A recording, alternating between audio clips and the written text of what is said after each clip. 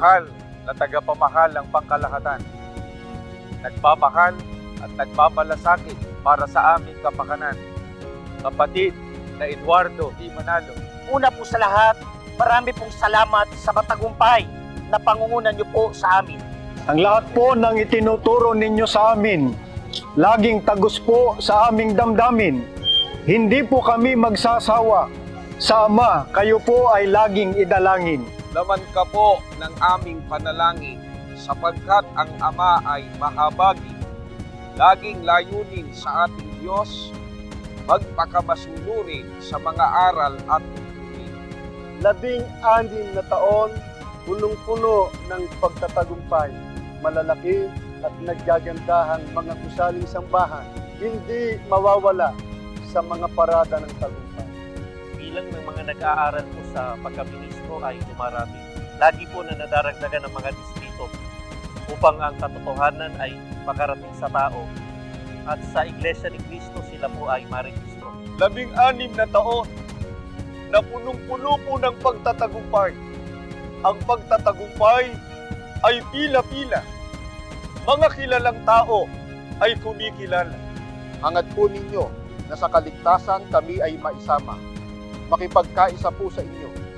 Hindi magsasawang maglingkod sa ating Ama kailanman ay hindi mananawa. Marami mang banta at paninira sa iglesia ang gumamit. Hawak ka po ng Panginoong Diyos. Hindi po sila nagtagumpay. Lahat sila ay nagdao.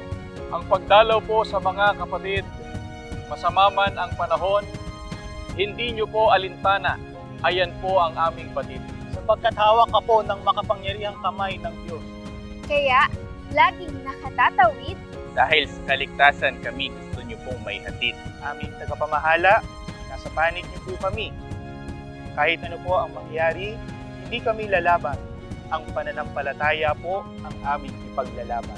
Ano man ang aming maranasan, Palagi niyo pong kayo sa amin, kahalalan ang tanging kayamanan. Kaisa niyo po kami kahit sa anong larangan. Maglilingkod kami hanggang sa hangganan. Para lamang sa Panginoong Diyos makapagbigay ng kasiyahan. Abutan man ng kamatayan, mahanap lang ang kapayapaan. Para sa bagong bayan maninirahan. Pagkat ang tunay na kapayapaan ay makamit ang pangakong kaligtasan. Anuman ang mangyari, maglingkod tayo sa Diyos upang tamuhin ang kaligtasan.